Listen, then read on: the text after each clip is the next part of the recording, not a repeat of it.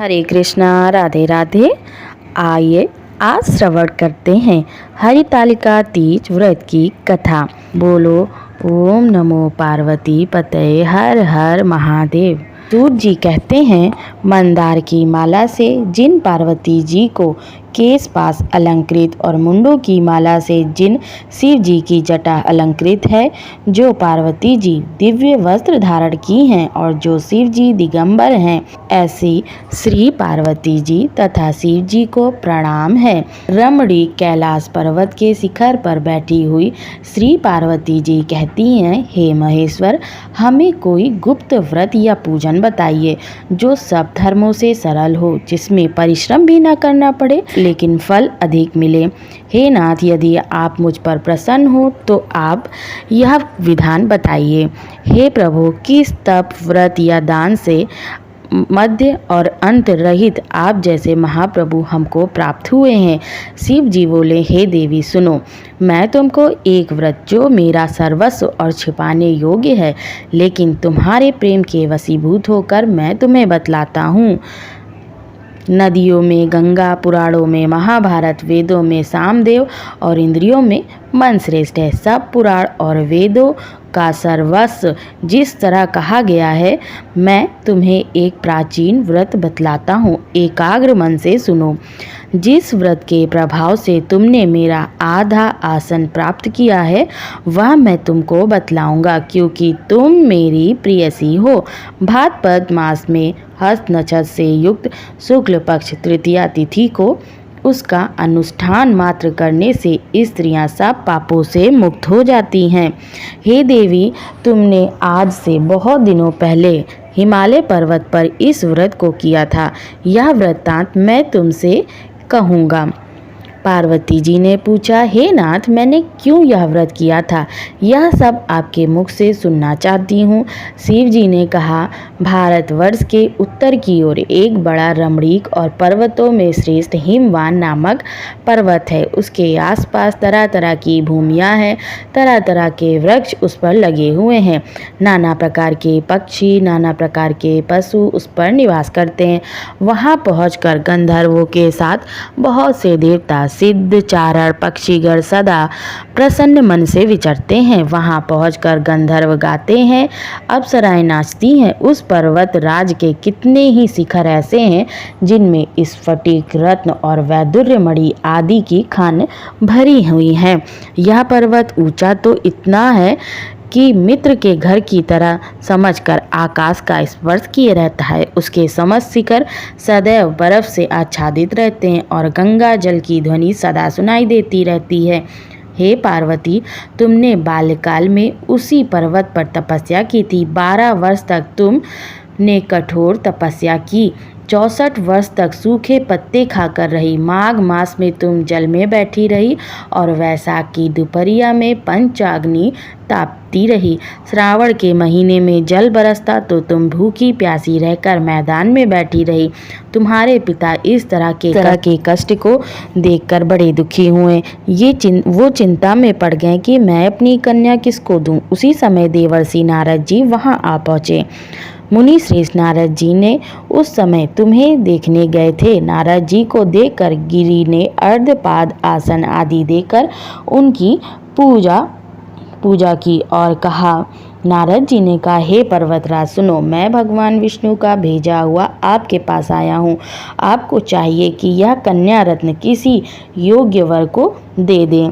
भगवान श्री हरि के समान योग्य वर ब्रह्मा जी, इंद्र और शिव, इनमें से कोई नहीं। इसलिए मैं यही कहूँगा कि आप अपनी कन्या भगवान विष्णु को ही दे दें। हिमवान ने कहा, भगवान विष्णु स्वयं मेरी कन्या ले रहे हैं और आप यह संदेश लेकर आए हैं तो मैं उन्हें अपनी कन्या अवश्य दूंगा। हिमवान की इतनी बात सुनकर मुनिराज नारद आकाश में विलीन हो गए। पीताम्बर, शंख, चक्र और गदाधारी भगवान विष्णु के पास पहुंचे।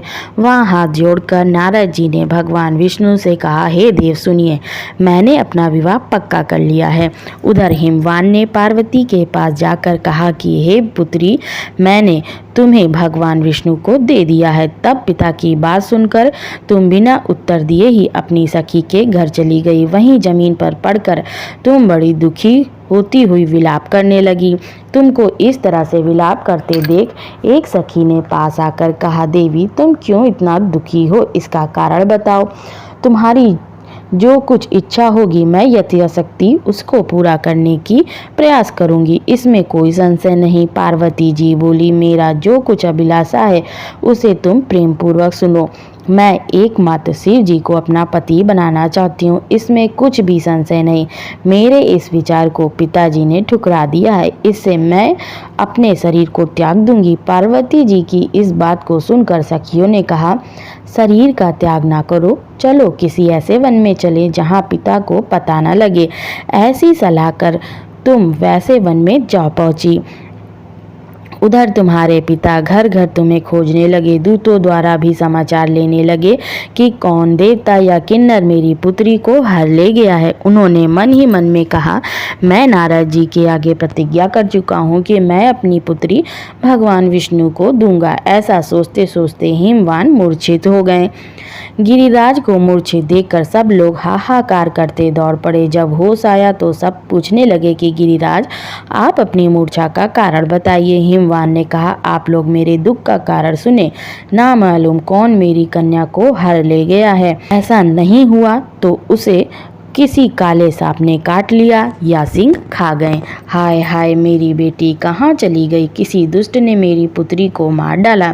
ऐसा कह वे वायु के झोंके से कांपते हुए वृक्ष के समान कांपने लगे। इसके बाद हिमवान तुम्हें वन वन खोजने लगे। वह वन भी सिंह, भालू, हिंसक जंतुओं से भरा भयानक था।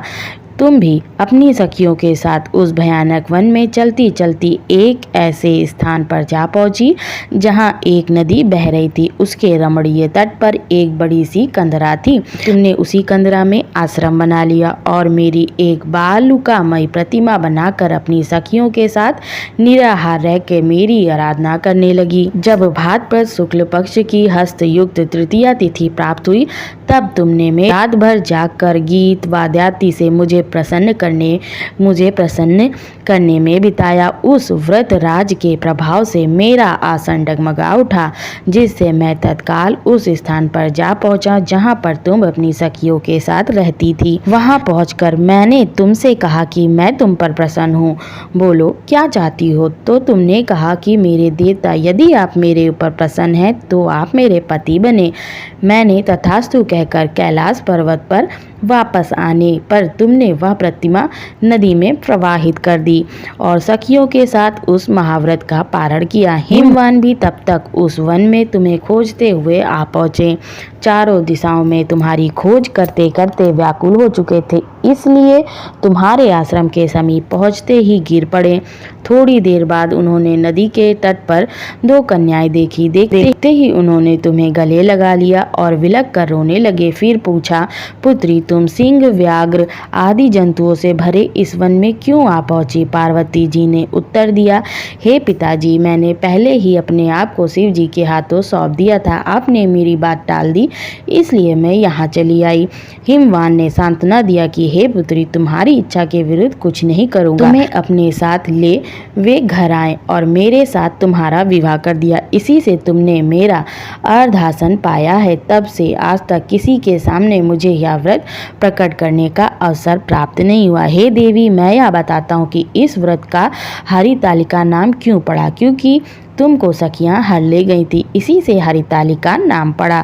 हे देवी, मैंने यह सब व्रतों में उत्तम व्रत बतलाया है जिसके करने से सभी प्राणी पापों से छूट जाता है, इसमें संशय नहीं। इस हरितालिका तीज व्रत कथा के मात्र श्रवण करने से प्राणी को 1000 अश्वमेघ और सैकड़ों वाजपेय यज्ञ का फल प्राप्त होता है। जो स्त्री इस प्रकार व्रत करती है वह मेरे समान पति पाती है। जय श्री कृष्ण।